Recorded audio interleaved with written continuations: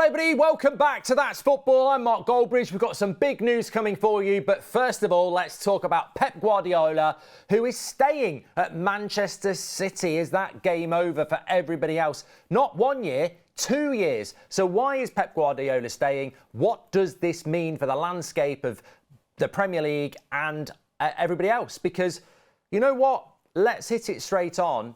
Does this mean Pep thinks they're getting off with the FFP charges? Well, there's two ways of looking at that. First of all, I would say I expected Pep to go in the summer. I think he was going to go in the summer. So what's changed? Is it just because they can't get the manager they wanted? Maybe it was Amorim.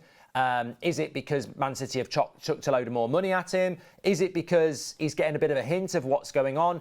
I mean, look, legally, there is nothing coming out about this case between the Premier League and Manchester City, but it has been going on for a couple of months now, and there is expected to be some sort of conclusion to it in the next couple of months.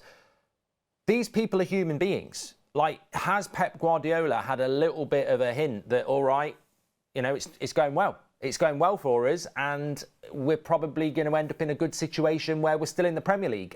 So do you want to sign this contract with this wage? And we will continue to be a juggernaut, and you might end up winning 6 Premier Leagues in a row the next 2.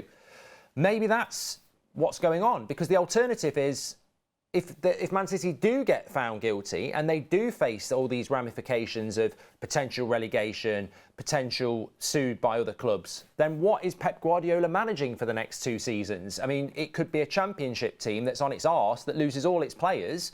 I mean, very interesting to see Pep Guardiola managing a Man City in the championship with no superstars, but I don't know why Pep Guardiola would want that. So I think it is huge for football. Get your comments in. I mean, look, I can't sit here and say, oh, I think Pep's had the nudge that Man City are going to get off with it and that's why he's staying. But you'd be foolish not to think that that might be something to do with it, because I don't think Pep Guardiola, in his managerial history, strikes me as a guy that would go, you know what, it's very stressful managing Man City. I've absolutely dominated the Premier League like I did in Germany and like I did in Spain. And I actually quite like the idea, for a little bit of extra money, managing a broken Man City in the Championship. I just can't imagine that he would commit for 2 years and do that.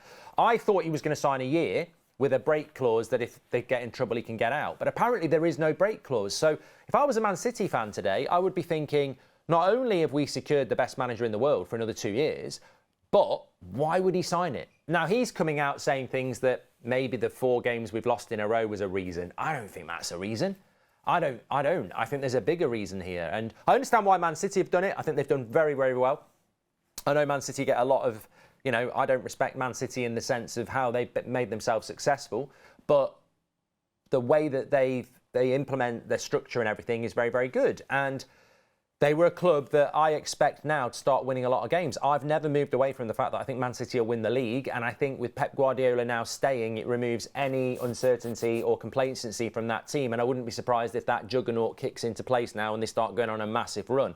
If I was Liverpool or Arsenal, I'd see this as a very, you know, bad day in your title aspirations. Although I don't think Arsenal are in a title race anyway. But I am very surprised by it. I'm very, very surprised by it, because the length of the contract, apparently there's no get out clause. So if Man City were to face big charges and sanctions, then Pep Guardiola would be stuck there. I mean, I don't know. I mean, do you genuinely think there is nothing in his contract that if Man City get relegated to the National League, he can't leave?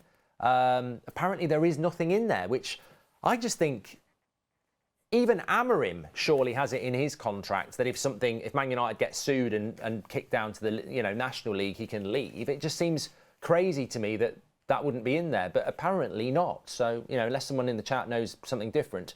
What do I think it means for Man City over the next 2 years? Well, look, I would put this side by side with the 115 or the 116 or the 130. If Pep Guardiola is staying and Man City beat these charges, then as I've always said, whatever the outcome of this, football in this country is changing forever. If Man City get found guilty, the last 10 years of the Premier League is, in my opinion, under massive scrutiny. Because if you steal a TV from your local John Lewis, you steal it on the day, but every day you watch it for the next 5 years, you're getting the benefit of it. So if you look at Man City, and if they have inflated their sponsorship deals to get money into the club, which is what they've been accused of, it's not just the time that they did it. What did they do with that money across that time? If they bought a player that went and played really well for the next 5 years, then they've had benefit from it for the next 5-10 years. So if Man City get found guilty, they've had the benefit of what they did even today. Every title they've won, they've had that benefit. If the Premier League lose their case and Man City get found not guilty, then Man City will face no sanctions or anything. But they've still had the benefit because other clubs are not allowed to do this. Newcastle are not allowed to do this. So Man City are so far... What I'm trying to say is that Man City are so far ahead of everybody because of the things that they've been accused of doing, that if they get found not guilty, there is no case to answer, and they've had that benefit. But everyone else who didn't do it has been stopped from doing something that they actually should have been allowed to do because Man City did it and got away with it. So I think whichever way this goes, football will change. And if Man City get found guilty, it will change the landscape, of course. If Man City get found not guilty, then I think Man City are free to dominate football with the likes of Pep Guardiola, Erling Haaland, massive amounts of money. So this case is absolutely huge. And what Pep Guardiola's decision to stay at Man City for another 2 years does is potentially elongate the juggernaut that is Manchester City. And look, my stance has always been that it's sad to want Man City to get found guilty of something we don't really massively understand because it's so many charges and it's all financial. But I don't have any guilt here, and I think Man City fans would feel the same about United if it was us. The reason most of us would like to see Man City in trouble is because they are so good and they are turning the Premier League into what PSG turned the French League into. It's domination by one team that is far, far better than everybody else, far better run than everybody else, and far richer than everybody else. And you want that to stop. You look at the Premier League at the moment and it's really, really competitive and it's great. But it's not great when the same team wins the league every year. And it's not great when the same 3 teams get relegated every year. And Man City are a victim in this. Of course they are. There are some good Man City fans out there that you are hoping they're going to get found guilty so that football becomes better to watch. But there is a sad element to that it becomes about wanting them to get found guilty of financial things that if they've done it, they should get found guilty of. But for me, it's just about the competitive element. I want Man City to just not be a juggernaut. If Man City were 5th in the league and they were being accused of all of this, I probably wouldn't care.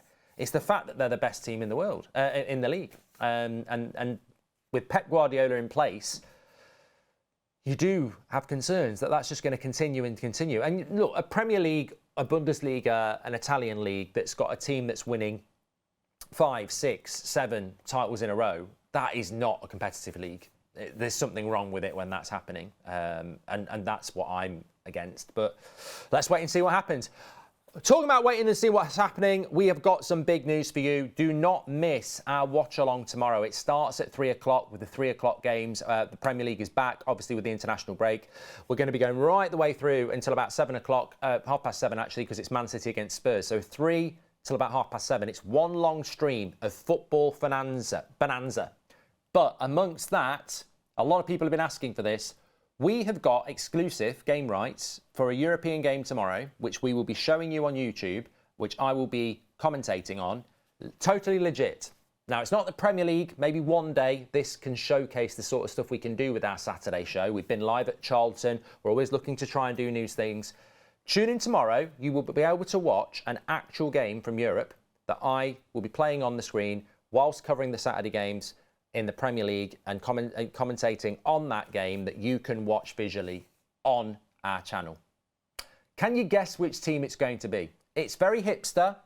They've got a very good reputation for promoting and developing future stars, a lot of which have played in the Premier League, but it's a very hipster club.